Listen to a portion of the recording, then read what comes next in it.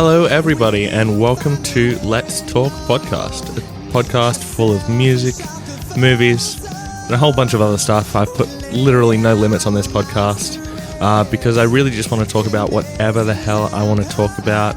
For those of you who don't know me, I am the lead guitarist in SEVSONS and the sole member of the band Cross the Line as well. I've played in a whole bunch of other bands as well, most specifically Tiffany Bridgeford and the Reckless Abandon. And yeah, I've just really wanted to be able to talk about, all my interests in a way that, everybody can hear my thoughts. And I'm really glad that I came across this form of media to do it. And let's just get straight into it. At the beginning of every episode, I'm going to give an update on what's going on in my life, most specifically in my music career. So we're going to start with some of those updates. Last week, if you were listening, you would know that my band SEVSONS had hit the charts in Triple J. We were number 1 and 2 in the metal charts for our 2 new singles. And the charts have been updated for this week, and we're really stoked to say that we're still number 1 for our new single and beyond. And our second single, Nebulous, it dropped down to number 4, but it's still in the top 5, which is great. We've really appreciated the support, and anybody who's listening to this, please go over to Triple J Unearthed, type in SEVSONS and check out the tracks. It really means a lot to us. Leave a review. It's up there for a free download as well, so do that. Also this week, on Friday, we went into the studio to finish recording drums for our debut album, which is going to be called Ad Infinitum. And yeah, so drums are all done. Our drummer Antony went in and absolutely smashed it. He always performs when he needs to, and it was no different on Friday, and he really came through and gave a really powerful performance on that last song. So we're really excited to say that guitars will be starting tomorrow. So I'll be sitting here in my studio that I'm in right now and starting guitars for the album. It's really exciting to be able to record my first ever album. It's the first full-length album that I've produced as well. And we're getting it mixed by Dave from Electric Sun, so that's really exciting. As well, last night we played a show in Sydney at the Bald-Faced Stag with a full progressive rock lineup. It was a really great night.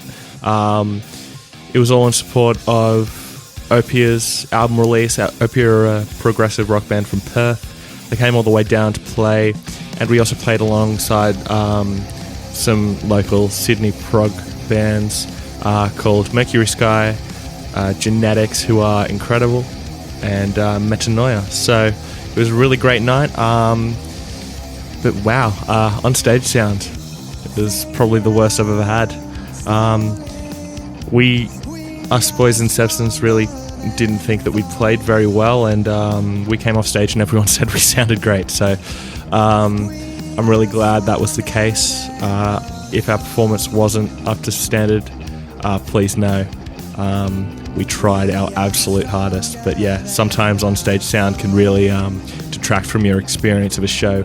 Other than that, though, all the other bands were incredible. Genetics are a really great progressive rock band at the moment, doing some great instrumental music, and please go check them out. Okay, so moving right along, we're going to go into some music news / reviews, all that kind of good stuff. And Of Mice and Men have started recording their next album, which is really exciting. Of Mice and Men are one of the top metalcore bands in the world right now, in which metalcore is kind of a dying genre. There's not that many great bands out there. But yeah, Of Mice and Men is definitely one of those bands, and their last album, Restoring Force, was brilliant. And then their deluxe edition with the song Broken Generation was a really good indicator into where they're going, and I love it. So really excited to hear the album. Hopefully we get to hear that by the end of the year. And one more little bit of news. Andy Black otherwise known as Andy Biersack, the singer of Black Veil Brides. He announced his debut tour. He'll be touring the UK with one of the best bands in the world right now, a new band from the UK called Creeper. Their new EP just came out last month, and it is incredible. Please go check that out. In any way you can, support those guys. They are a brilliant band. But yeah, they're the support for Andy Black. The Andy Black album is really intriguing for me because he released his first single probably about a year ago, maybe 2 years, called I Don't Need to Understand, I think. Let me just check that for you guys. It's either I Don't Need to Understand or They Don't Need to Understand. Now that I'm thinking about it, it's probably They Don't Need to Understand because I never get things right. But yeah, They Don't Need to Understand. And it's a great, great song. Completely different from Black Veil Brides. And I'm a fan of Black Veil Brides. So yeah, I'm really excited to hear that album, and to see that he's touring is really exciting, and that he's got great taste in supports is also really good. Moving right along, we've got a new song released this week from A Day to Remember. It's called Paranoia. And I really dug this track, man. I kind of expected the same old A Day to Remember sound, but it was still A Day to Remember, but it strayed a little bit. It was a bit more heavy, a bit more hardcore. Everyone's accusing it of sounding like Stick to Your Guns. I don't really hear that. I mean, there's only so much you can do within that genre before you start to sound like someone else. So I think it's just coincidental. I definitely don't think it was a purposeful thing. But other than that, the song is really cool. The riff is really great, and it has a great pace to it. So I'm really excited to hear the new A Day to Remember album when, they decide to record more than just this one song, because they are playing it off like they haven't recorded anything else. I'm not sure if I believe that, but that's what they're saying. All right, so now on to album reviews. It's been a bit of a downer of a week, to be honest. Two bands that I've loved albums in the past. One band that hasn't released an album in 6 years, and another that their last album was incredible. So we'll start off with Three Doors Down. Now, Three Doors Down are a controversial band. Not a lot of people like them. But I really do enjoy the first couple of Three Doors Down records, especially Away from the Sun. I find that album really, really, really good music. And I used to play that music myself in my bedroom. It's really just fun, simple music. And so first album in 7 years, 7 or 6 years. It's called Us in the Night. And it's, I didn't have high hopes going into it, so I wasn't really surprised that it's not a good record. The songs just aren't well put together. The songwriting's really sloppy. There's no choruses in this thing. Their vocalist really did nothing except for one chorus, which is the chorus of Personal Jesus. It's the only real decent moment in the whole album. So it's a total 0.5 out of 5 album, unfortunately. Just no real artistry in the songwriting. No riffs that are memorable, no melodies that are memorable. I listened to this album 3 times and I couldn't sing you a melody from the whole thing. So, that's Three Doors Down. Us in the Night. It's just not a great record. So that was disappointing. Moving on from that is one of the most disappointing albums I've heard this year.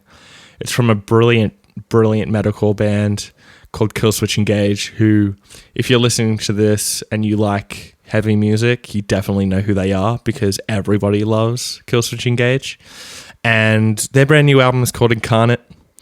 They released the first few singles starting a couple of months ago. They started off with Strength of the Mind, which I thought was a banger. I thought it was a great song.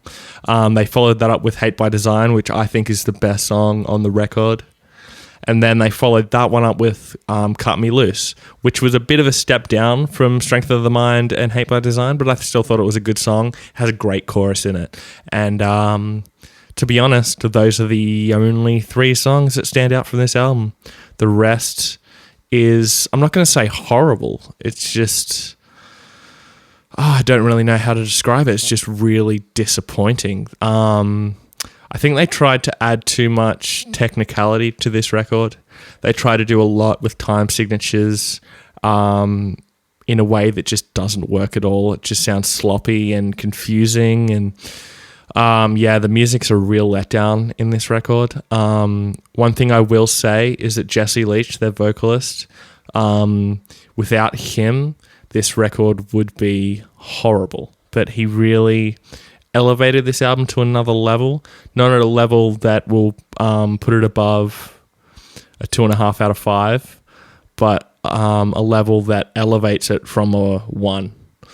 So that's something that really comes through on this album is the choruses. The melodies are all really, really cool to listen to and really fun. No real emotional weight to it, I don't think, but the melodies are really strong. Having said that, though, other than those 3 singles that I talked about earlier, I can't sing you a melody from this record. And I've listened to it a good 8 or 10 times because I really, really wanted to like this, because it's Killswitch Engage. Their last album, Disarm the Descent, was incredible. So much so they got nominated for a Grammy. So, I mean, I'm not saying that Grammys are worth anything, but, they got nominated for it. So, I was really disappointed by this record. It sounds great production-wise, but, the songwriting's really sloppy. The drumming's way off. But, just a really disappointing record from a brilliant band. And, let's hope they survive this and then come back in 2 years' time with a great record. Moving right along, let's get on to some movies. There's only 2 things I want to talk about this week in the movie world. I haven't seen any new movies this week, so there'll be no movie reviews. But first up, we're going to talk about a really cool news story that came out this week about Justice League. And the fact that J.K. Simmons, who you'll know played J. Jonah Jameson in the Spider-Man movies, and was who won Best Supporting Actor last year for Whiplash, one of the best movies I've ever seen. He will be playing Commissioner Gordon, which is really exciting. I can really see that guy being a really cool, dark and gritty Commissioner Gordon, which is what this universe is going for in the WB universe. So he's going to be really great. I think he is a brilliant actor who can do many, many styles of acting. He can play many, many different types of characters, shown, exactly that way with his performances in Whiplash and his performances in the Raimi Spider-Man movies. So I think he's going to be really great. He's one of my favorite actors at the moment, so I'm really excited to see him in a Justice League movie as Commissioner Gordon. And finally in movies this week, it's been a bit of a slow week, so apologies for not much talk on movies, but the new trailer for Captain America Civil War came out this week. And it was, I'm going to say it was a bit of a controversial one, because everybody was kind of predicting that they were going to show Spider-Man. For those of you who don't know, Sony made a deal with Marvel to lend Spider-Man over to Marvel for their movies. And Marvel now can lend their characters to Sony as well for the Spider-Man standalone movies. So it was confirmed that Spider-Man was going to be in Civil War a few months ago, and we got our first glimpse of him in this trailer. Something I didn't really think they needed to do, but then thinking about it, I thought for those people like me who follow movie news and all that kind of stuff, we've known that Spider-Man's going to be in this movie. But the general population, I guarantee doesn't. So putting him at the end of this trailer is probably a really good move. But speaking about the trailer overall, I thought it was really cool. It blows out of the water any trailer I've seen this year, I'm going to say. I think it's going to trump Batman vs. Superman, this movie. I really think it will. I think it's going to be great. Directed by the Russo brothers, who did Captain America Civil War, which is my favorite of the Marvel movies. So I really am very excited for this movie. I think it's going to be really great.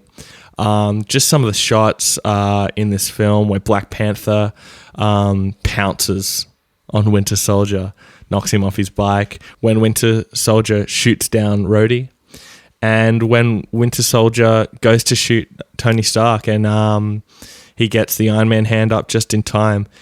A lot of it has to do around Bucky Barnes, the Winter Soldier. So I think he's going to be a really integral part of this film. They've really pushed that hard. And I'm really excited to see that, because that's something that's very sensitive for Captain America and something that's going to make him fight. So I'm really excited for this film. I think it's going to be great. And we'll see how that goes as well. Finally, we're going to talk about one more trailer that came out this week. Not a movie trailer, but a TV trailer. And that is for Game of Thrones Season 6. The new trailer's finally out. And I'm telling you this right now. Everybody's already said this, I know, because they are shoving it in your face with every bit of promotion for this season. Jon Snow's not dead. He's dead, but he's coming back. He's definitely coming back. Starting off the trailer with an image of Jon Snow dead in the snow. Haha, shit, I can't believe I just said that. But yeah, Jon Snow dead in the snow.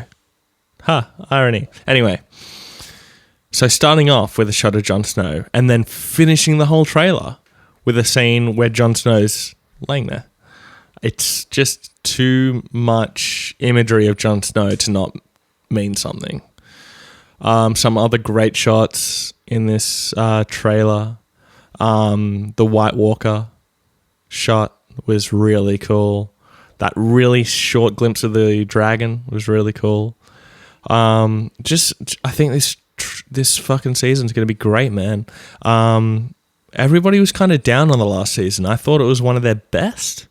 I think it was just because people are starting to get a bit over Game of Thrones, which I don't really get. I mean, they space it out enough. We have 6 months to a year in between each season. And I don't get why people are getting fatigued, especially when we're getting, with superhero movies, we're getting 6 this year, I think, and nobody's getting fatigued of that yet. And yet people are getting fatigued to Game of Thrones. I don't quite get it. But I think this season's going to be really great. I don't really have much more to say about it. It was only a short 1.5-minute trailer with just some imagery, no real story. But yeah, I think it's going to be really great. Please let me know what you think in the comments, wherever you're listening to this. Let me know what you think of that trailer. All right, that's it for me this week. I really want to thank you guys for listening again. If you have, I was shocked with the amount of plays I got last week. You'll look at it and think it's not many, but for me, I thought I was going to get 1 or 2 listens, because this is just, half an hour of me bullshitting, just talking about whatever I want to talk about, without anybody else to talk about that with me. So that's something I actually want to talk about to you guys. I really want to get somebody on here to chat with me about this kind of stuff. So if you want to co-host with me for an episode, or if you want to do it for more than one episode or anything like that, please hit me up in the comments down below, or send me an email at Christian_Doyle94@hotmail.com. Christian is spelt CHRASTIAN. Doyle is spelt DOYLE. 94@hotmail.com. Please hit me up, and you can either come to my studio, or we can Skype in and do this show. So please make sure you do that. I'm going to leave you this week with a song that I only heard this week for the first time. It's been out for about a month now. It's from a local Sydney progressive rock artist called PLINI. Now, PLINI is one of the greatest instrumental artists I've heard in a long time. And he just got announced on a UK tour with progressive rock legends, Animals as leaders. So please have a listen to this track. It's called Every Piece Matters. I've been Christian Doyle. Thank you guys for listening. I'll see you later. Bye.